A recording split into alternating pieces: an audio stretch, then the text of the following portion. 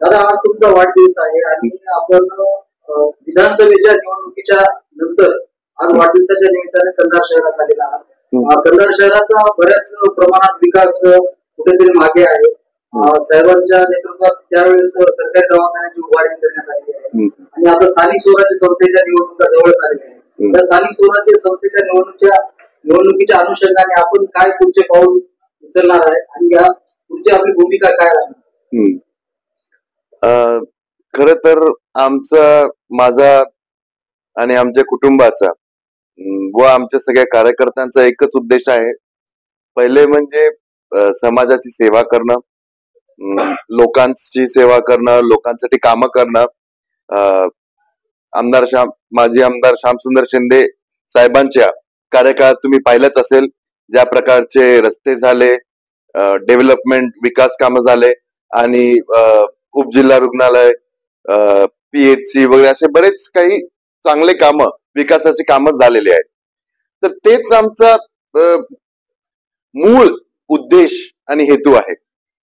आणि ते करत करत जर लोकांनी आपल्याला संधी दिली काम करण्याची, सेवा करण्याची, त्यांचा सहकार्य करण्याची, तर ते कोणत्याही पद्धतीनं आम्ही त्याला स्वीकारू आणि त्या दिशेनं आम्ही काम करू.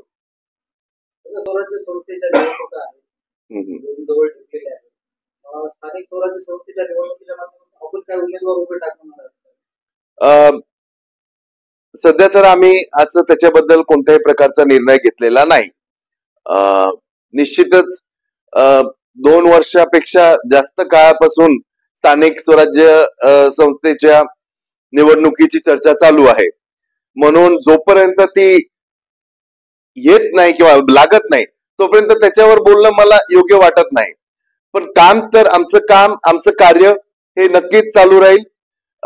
आमचं लोकांशी एक नाळ जुळलेली आहे आणि ती कोणत्याही कारणामुळं आम्ही त्याच्यापासून दूर जाणार नाही. आणि तुमचं जे म्हणणं आहे की स्थानिक स्वराज्य निवडणुका, नक्कीच त्याच्यात आमचं पण योगदान राहीलच. आता ते कोणत्या रूपात राहील, स्वरूपात राहील, त्याच्याबद्दल अजून आम्ही म्हणजे ती ही एक अर्ली स्टेज आहे आणि त्याच्याबद्दल बोलणं मला योग्य किंवा उचित वाटत नाही. लोहा कंधार तालुक्यात परिस्थिती निर्माण झाली होती. अनेक मंत्री या ठिकाणी, आमदार मंत्री महोदय या ठिकाणी येऊन गेले, परंतु अद्यापही कोणालाही निधी वगैरे मिळाला नाही, त्यांना सहकार्याची भूमिका झाली नाही. याबद्दल आपण काय सांगू? आता काही दिवसापूर्वी जी अतिवृष्टी झाली आणि पूर परिस्थिती पूर्ण नांदेड जिल्ह्यात किंवा महाराष्ट्रात बऱ्याच ठिकाणी झाली, ही एक अतिशय दुःखदायक गोष्ट आहे. पण जे महाराष्ट्र राज्य सरकारचा अर्थसंकल्प आहे त्याच्यात भरपूर ठिकाणी फंड्सची, निधीची कमतरता जाणून येत आहे.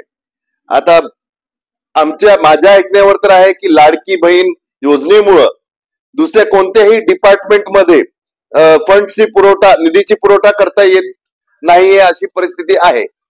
आता हा शेवटी राज्य सरकारचा निर्णय आहे, मोठ्या नेत्यांचा निर्णय आहे, जे कॅबिनेट मंत्री आहेत, जे कॅबिनेट चालवतात, मुख्यमंत्री साहेब आहेत. तर आमची तर मागणी आहेच की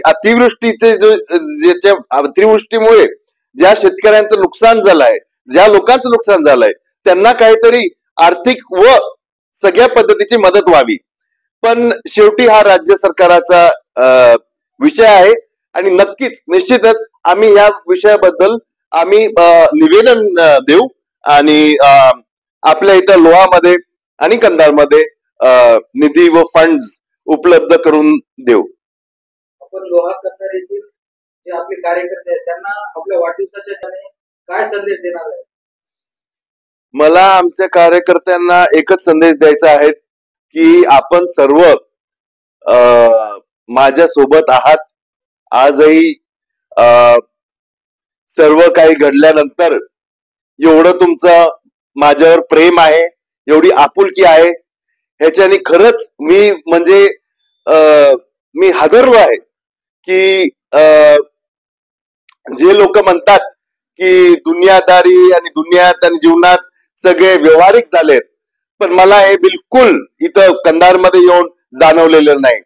इनफॅक्ट मला याचे ऑपोजिट जाणवलेलं आहे की व्यवहारिक नाही तर लोकांमध्ये माणुसकी किती आहे, प्रेम किती आहे आणि नातेसंबंध किती महत्वाचं आहे हे मला आज 100% कंधारमध्ये येऊन कळालेलं आहे.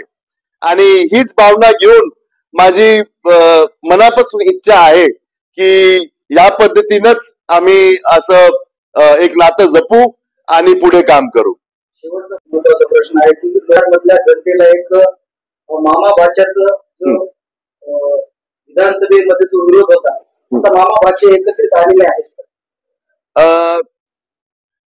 राजकीय दृष्टी म्हणण्याच्या आधी मला एक बोलायचं आहे आणि ते म्हणजे की मामा भाच्याचं नातं हे शेवटी एक रक्ताचं नातं आहे आणि किती झालं तरी माणूस जीवनाच्या अनुभवावरून शिकतो आणि कळून चुकतो की नाते, रक्ताचे नाते, मैत्र्या या सगळ्या खूप खूप खोल असतात. त्याचं एवढं सोपं नसते. हो, कोणाची कधी कधी नाराजगी असू शकते, कधी छोट मोठं मिसअंडरस्टँडिंग होऊ शकते, पण राजकारण हे कधीच तुमच्या नात्याला तोडू शकत नाही. राजकारण हे राजकारणाच्या ठिकाणी आहे आणि जे नातेसंबंध, नातेगोते आहेत ते त्यांच्या ठिकाणी आहेत. पण राजकारणाबद्दल पण मला तुमच्याशी तुम्हाला 2 शब्द बोलायचे होते आणि ते म्हणजे आमच्या मामाचं काम पण अतिशय चांगलं आहे.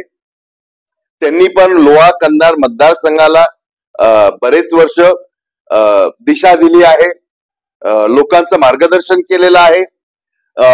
एवढ्यात मागच्या 10-20 दिवसात माझी मामांसोबत भेटी गाठी होत आल्यात आणि नक्कीच त्यांच्यासोबत काम करण्यात मला बिलकुल काही हे वाटत नाही, म्हणजे काही चुकीचं वाटत नाही, काही म्हणजे एक नॅचरल गोष्टच वाटते. आणि जे काही घटना आधी घडल्या अशा गोष्टी होत राहतात, पण माझ्या मामांचं नेतृत्व, त्यासोबतच जे नेतृत्व शिंदे साहेबांनी आणि माझ्या आईने केलं, हे सगळं आपण लोकांच्या हितासाठीच केलं. ह्याच्यात वैयक्तिक कोणाची काही वैर नव्हता आणि माझी हीच इच्छा आहे की सगळे जर सर्व एकत्र काम केलं तर त्याच्यात सगळ्यांचंच भलं आहे आणि फायदा आहे आणि मतदारसंघाचा फायदा आहे हे मी म्हणू इच्छितो.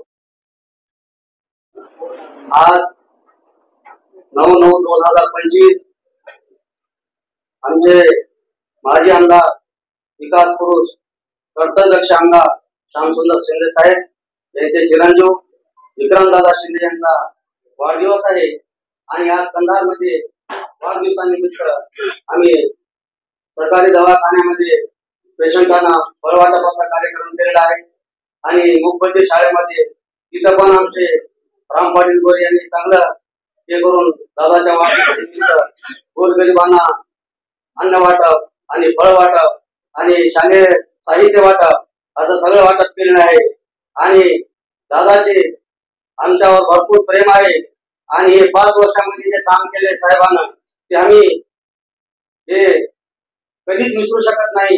असं आमचं दादाचं आणि शिंदे साहेबांचं काम आहे की अशा भरपूर विकासाचे काम केलेले आहेत आणि आम्ही दादाला सगळ्या जनतेतर्फे आणि या सगळ्या कार्यकर्त्यांतर्फे आम्ही यांना शुभेच्छा देतो की आई तुझ्या भावाने तुम्हाला उदंड आयुष्य देऊ आणि तुम्ही या कार्याबद्दल आणि येणाऱ्या कार्यामध्ये कोणत्याही क्षेत्रामध्ये आई तुझ्या भावाने तुम्हाला आशीर्वाद देऊन कोणत्याही क्षेत्रामध्ये तुमची प्रगती हो एवढे तुम्हाला आशीर्वाद सगळ्याकडून देऊन दादाचा आज आम्ही वाढदिवस चांगल्या पद्धतीने साजरा करत आहोत. एवढे 2 शब्द बोलतो.